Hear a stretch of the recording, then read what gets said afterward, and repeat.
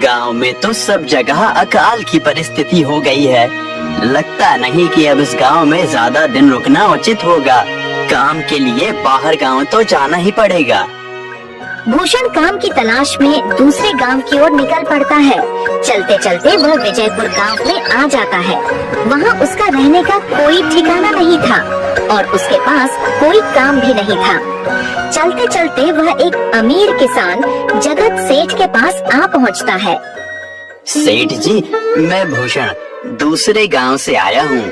हमारे गांव में अकाल की परिस्थिति हो गई है। लोगों के खेत सूखे पड़े हैं। गांव में बूंद बूंद पानी के लिए लोग तरस रहे हैं। अगर मुझे आपके पास कुछ काम मिल जाएगा तो बहुत कृपा होगी बड़े भाई। अरे रे, लगता है तुम्हारी हालत बहुत खस्ता हो गई है। ठीक है, वैसे मेरे पास एक काम तो है और लगता नहीं कि तुम वो कर पाओगे। सेठ जी, आप चिंता ना करें, मुझे आप कोई भी काम दे सकते हैं। मैं वो काम पूरी मेहनत और ईमानदारी से करूँगा। अच्छा ठीक है भूषण, तो कान खोल कर सुन लो। मेरे पास 50 गायें और 50 भैंसे हैं। तुम्हें हर रोज इन जानवरों का गोबर निकालना होगा और रोज सुबह शाम उन्हें चारा पानी देना होगा। महीने के आखिर में तुम्हें इस काम के लिए 200 रुपए मिलेंगे और हाँ, 2 वक्त का खाना भी हमारी तरफ से मुफ्त दिया जाएगा।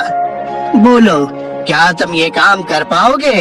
अरे बाप रे, 50 गाय और भैंसों को संभालना आसान काम नहीं है, पर अब मैं कुछ कर भी तो नहीं सकता और ऊपर से सेठ जी 2 वक्त का खाना भी दे रहे हैं। ठीक है सेठ जी, मैं ये काम कर लूँगा, पर एक विनती है। हाँ बोलो भूषण, क्या बात है? सेठ जी, अगर आपको समस्या ना हो तो क्या मैं आपके गायों के साथ गौशाला में रह सकता हूँ? सेठ जी, मैं इस गांव में नया हूँ, मेरा रहने का कोई ठिकाना नहीं है। जग्गा सेठ थोड़ी देर तक सोचता है और भूषण को ऊपर से नीचे तक देखने के बाद उससे कहता है, ठीक है भूषण, तुम गौशाला में रह सकते हो। जी धन्यवाद सेठ जी।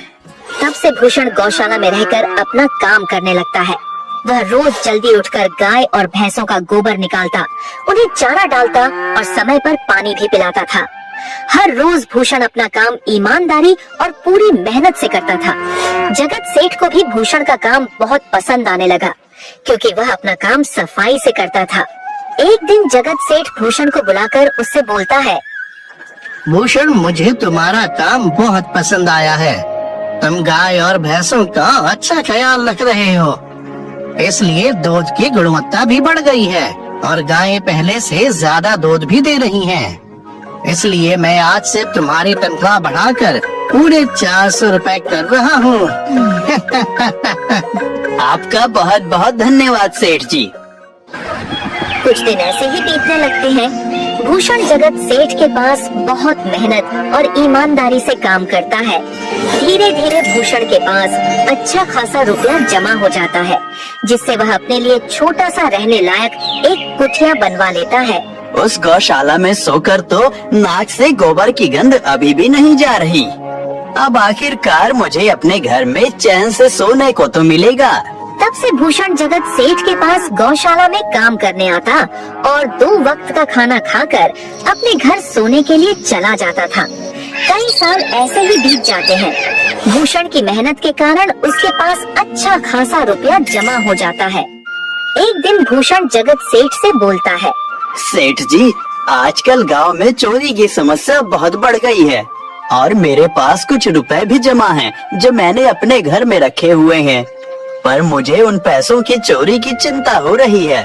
आपको तो पता है कि मैं दिन भर आपके पास ही काम करता हूँ और सिर्फ रात में ही घर सोने जाता हूँ, इसलिए मुझे रोज उन पैसों की चोरी की चिंता सताती है। हाँ भूषण, तुम बात तो बिल्कुल सही कह रहे हो।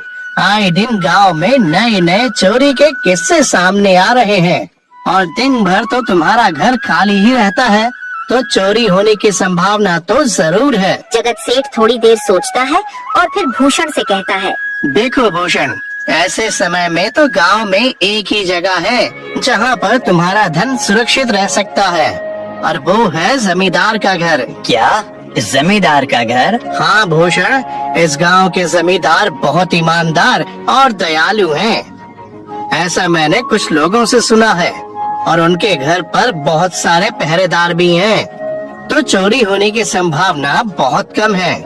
तुम अपने पैसे उनके पास रख सकते हो। अच्छा, ऐसा है क्या सेठ जी? ठीक है, फिर आज ही मैं जमींदार जी से मिलकर बात करता हूँ और उन्हें अपनी समस्या बताता हूँ। उस दिन भूषण जमींदार जी के घर उनसे बात करने जाता है। हे टूडको, कहाँ अंदर आए जा रहे हो? वहीं रुक जाओ।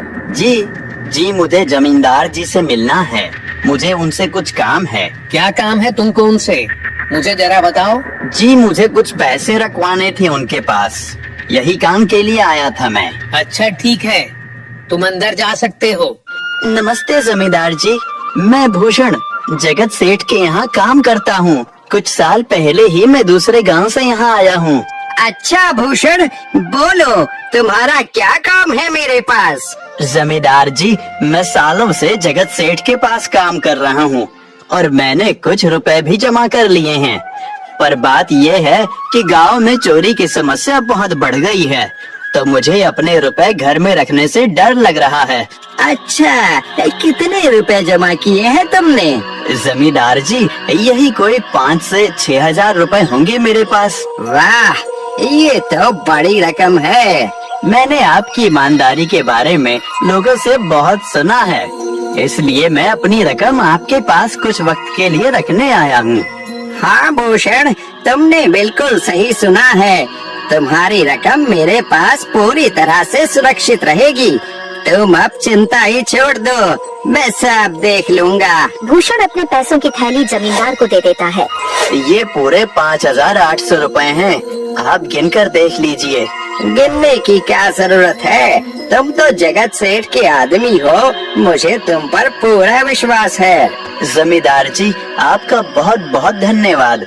अब मुझे चोरों का कोई डर नहीं है, क्योंकि मेरे पैसे सुरक्षित हाथों में हैं। अरे भूषण, कोई बात नहीं, धन्यवाद तो मुझे बोलना चाहिए, जो तुम मेरे पास आए अपने रुपए रखने के लिए। भूषण अपने पैसे जमींदार को देकर अपने घर चला जाता है। हाँ भूषण, तुम्हारे पैसे मेरे हाथों में ही अच्छे लगते हैं। ऐसे ही भूषण ईमानदारी और मेहनत से जगत सेठ के यहाँ काम कर रहा था। देखते ही देखते 2 साल ऐसे ही बीत जाते हैं। एक दिन भूषण सोचता है, अब बहुत साल हो गए जगत सेठ के यहाँ काम करते हुए। वैसे सेठ जी तो बहुत अच्छे इंसान हैं, पर सोच रहा हूँ कि खुद की जमीन लेकर उस पर मेहनत करूँ, तभी मैं बड़ा आदमी बन सकता हूँ। अब जो मेरे पास थोड़े कुछ पैसे हैं और जो जमींदार के पास कुछ पैसे संभालने के लिए दिए हैं, वो जमा करके थोड़ी जमीन खरीद लूँगा। आज ही जमींदार से मिलने जाता हूँ और अपने रुपए मांगता हूँ।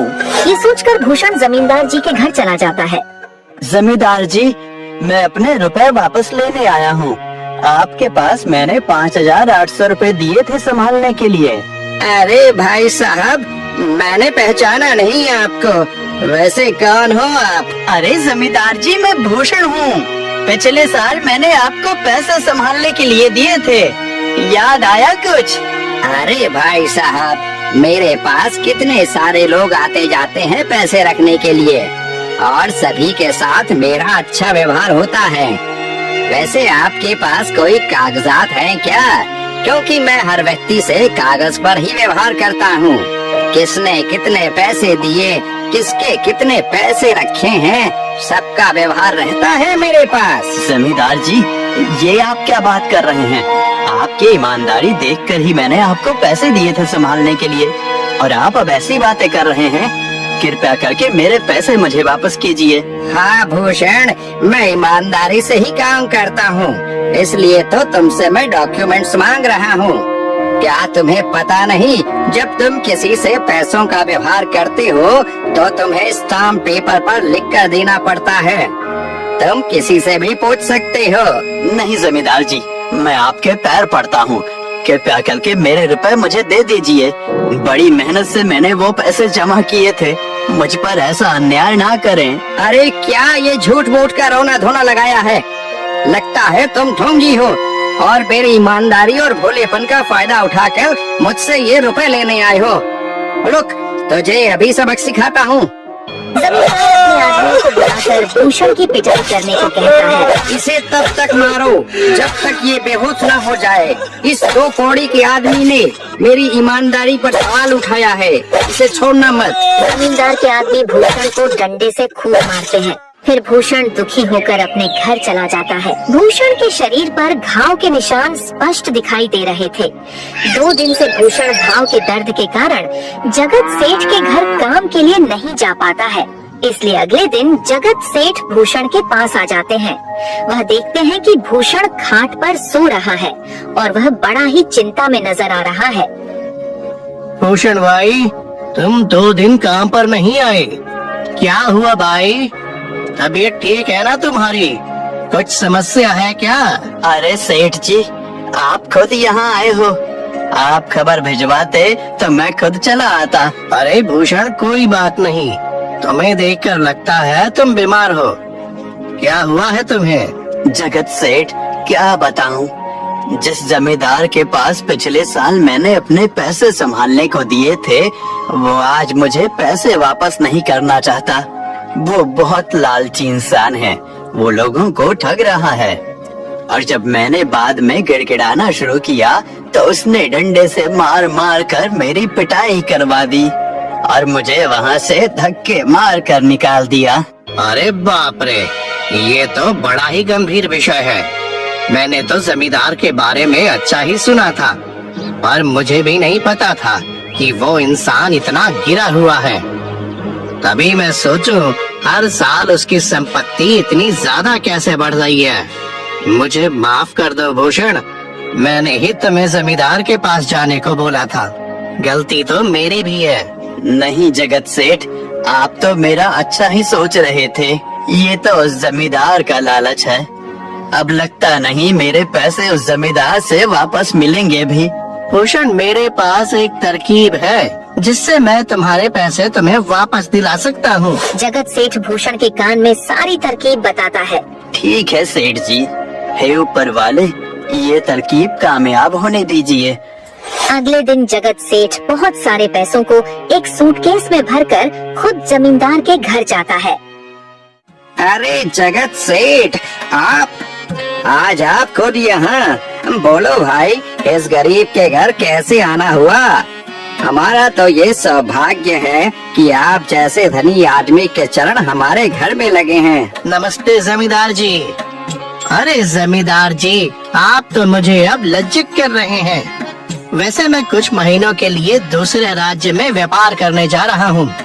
मैं ये लगभग 50,000 रुपए लाया हूँ। मुझे डर है कि कहीं ये चोरी ना हो जाए। क्या आप मेरे सारे पैसे अपने पास संभाल कर रख सकते हैं? आपके सिवाय इस गांव में और किसी पर भरोसा नहीं कर सकता। अरे जगत सेठ, ये भी कोई पूछने की बात है? मेरे पास आपके पैसे बिल्कुल सुरक्षित रहेंगे। आप निश्चित होकर व्यापार करने जा सकते हैं। इस बार तो बड़ी मछली हाथ लगी है। बार बार ऐसा मौका नहीं मिलता। भारी माल हाथ में लगने वाला है। तभी वहाँ पर भूषण आ जाता है। अरे भूषण, तुम? अच्छा हुआ तुम आ गए। मैं तुम्हारे पास ही आने वाला था। मुझे माफ करना, उस दिन तुम्हें पहचान नहीं पाया। इतने सारे लोग मेरे पास आते हैं तो जरा परेशानी होती है, पर मैं अपनी बातों का बड़ा पक्का हूँ। हाँ रुको, मैं तुम्हारे सारे पैसे अभी देता हूँ। जमींदार भूषण के सारे पैसे उसे लौटा देता है। माफ करना भूषण, मेरे आदमियों ने तुम्हारे साथ उस दिन बदतमीजी की। मैं आज ही उनको काम से निकालता हूँ। भूषण बिना कुछ बोले वहाँ से चला जाता है। अरे क्या बात है जमींदार जी, आप तो अपने बातों के बहुत पक्के हैं। तो ठीक है, मैं अपने सारे पैसे आपके पास रख सकता हूँ। जगत सेठ इतना बोल ही रहा था कि तभी वहाँ जगत सेठ का नौकर आ जाता है। मालिक, अब आपको बाहर के राज्य में जाने की कोई जरूरत नहीं है। अभी अभी व्यापारियों का संदेश आया है और उसने कहा कि वो खुद हमारे गांव आ रहे हैं। अरे ये तो बहुत बढ़िया बात हुई। अब मुझे इतनी दूर नहीं जाना पड़ेगा। सुन रहे हो जमींदार जी, व्यापारी यहाँ आ रहे हैं। अब मुझे नहीं लगता कि ये पैसे आपके पास रखने का कोई मतलब होगा। चलो, आपका बहुत बहुत धन्यवाद। आपने इतनी ईमानदारी दिखाई मुझे। हाँ, पर अगली बार जरूर आपके पास ही आऊँगा। ऐसा बोलकर जगत सेठ और उसका नौकर वहाँ से अपने पैसे लेकर चले जाते हैं।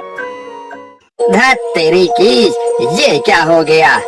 ये 50,000 तो चले गए और जो भूषण के 5,800 रुपए हड़प लिए थे वो भी चले गए। आपका बहुत बहुत धन्यवाद सेठ जी। अगर आज आप ना होते तो मेरी सारी जमा पूंजी वो जमींदार हड़प लेता। भूषण, कोई बात नहीं।